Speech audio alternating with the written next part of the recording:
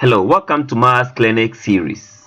In this video, we are looking at the introduction aspect of bearings.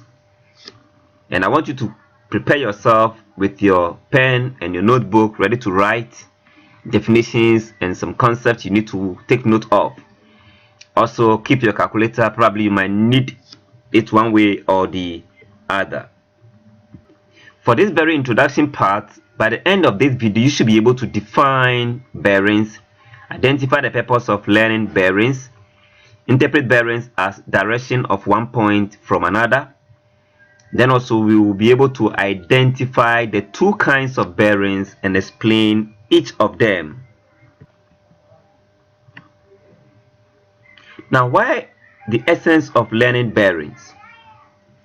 It is often difficult to navigate in places where there are no landmarks, and sometimes more difficult when you want to give direction to somebody to a place where you are and you can't see any landmark as a way of giving out the direction. We normally observe huge sailing ships travel from one continent to another with relative ease using compass and the stars as a navigational aid. And I believe you know what compass is. Probably in your science class, you might have been taught what is compass and what it's used for. A compass uses Earth's magnetic field. The magnetized needle always points due north.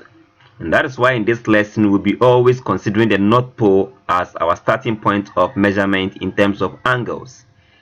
It is easy for people to navigate through dense forests, oceans, deserts, if they know the bearings of their destination. And here the bearing here means direction to their destinations. So the question is, what is bearing? You can pause the video and think for a moment whether you've heard the word bearing before. What is a bearing? Okay, one word I can use for bearing is direction. The word bearing means direction to places. That if you are traveling and sometimes you don't know where you are going, you may want to know the direction to the place, and we are going to use so many skills in identifying directions and stuff. In more mathematical way, we can say bearing to a point is the angle measured in a clockwise direction. Take note of the word clockwise direction. From the geographical North Pole of a cardinal point. So when you have a cardinal point, north, south, east, and west, we start from the North Pole and we always move clockwise direction. Very, very important to take note of this part. As far as this topic is concerned, we are going to look at two kinds of bearings. We have the compass bearings, which deals with the cardinal point north, south, east, and west. Then we have the three-figure bearings, which we normally call true bearing. We'll look at each of them and what it means. So let's look at compass bearings. A compass bearing or compass bearings are based on the four main cardinal points, which we have the north, south, east, and west. Each angle is measured from the North Pole or South Pole. And so from the North Pole, we can move either clockwise or anti-clockwise direction. And from South Pole, we can also move clockwise and anti-clockwise direction. Note once again that angles measured in compass bearing are taken from the North Pole or South Pole.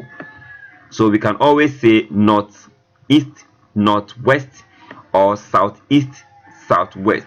We can't say west south or east south. It means we can't start from west and we can't start from east. We can always start from the north and we can start from the south.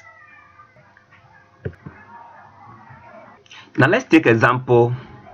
If someone gives you a direction using a compass and the person says you are traveling north 50 degrees east, then if this is your destination, you look at your bearing or your North Pole cardinal point and locate your North Pole, and you move clockwise that is the northeast, you measure 50 degrees, then you travel straight to your destination. That is what it means by saying north 50 degrees east. That means you are traveling from the North Pole clockwise to the east. Now another example, if I say travel south 40 degrees west, because I used south, it means I'm going to start with the south point, and so I'm heading towards west. So from south I measure 40 degrees, then I travel down to my destination with the 40 degrees. Let's look at another example. If someone says travel north 74 degrees west, then once again you locate your cardinal points and then you move towards the west. Then you measure 74 degrees, then you travel to your destination. So that is what compass bearing is about. Let's look at the 3-figure bearing or the true bearing. That one, we always measure angles in degrees. Then also angles are taken from the North Pole clockwise direction, always from the North Pole clockwise direction. Unlike the compass where we can see south and the north, here we specifically deal with North Pole. Then angles are given in 3 digits. Very, very important. That makes it 3-figure. So always 3 digits. Like I have 000 degrees, that's from the origin, to 360 degrees. Example can be 30 degrees, this is how you're supposed to write it. 235 degrees, you write it this way. 8 degrees, you write it 008, etc., etc. So in a nutshell, these are the few things I want to introduce you as far as bearing is concerned. And we'll end this video. Watch out for the next video for the continuation of bearing. Thanks for watching.